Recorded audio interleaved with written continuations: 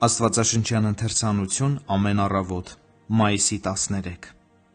Լացը կարող է շարունակվել գիշերը, բայց առավոտյան ուրախություն է գալիս։ Սաղմոս 35։ Քրիստոնյա,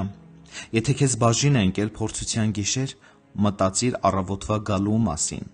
Սփոփիր քեզ Տիրոջ մոտալուտ գալստյան մասին մտքով համբերությամբ համբերիր։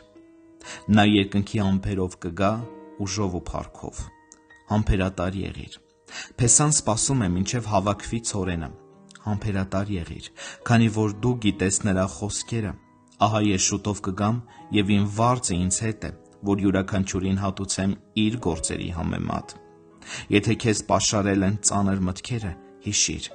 Կփրկվես, միայն մի հուսահատվիր Քանանի հրաշալի ափերին։ Այսօր քո գլխին հարձակումների փշեպսակ է, բայց շուտով թերևս կրելու ես աստղային պսակ։ Այժմ ուժասպառությունից թուլացած ձեռքերդ շուտով երկնային տավիղների լարերից մեղեդի է հյուսելու։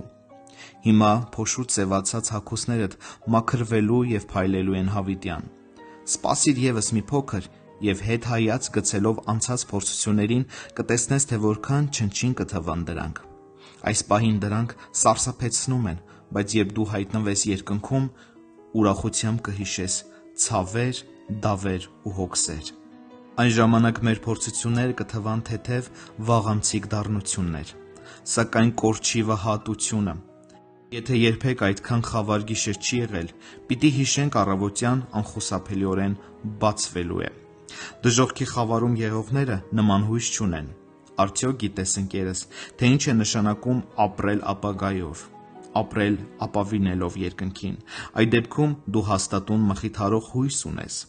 Հնարավոր է հիմա մութ է, բայց շուտով կլուսավորվի։ Հնարավոր է դու փորձության հնոցում ես, բայց շուտով երանություն կճաշակես։ Եվ ինչ,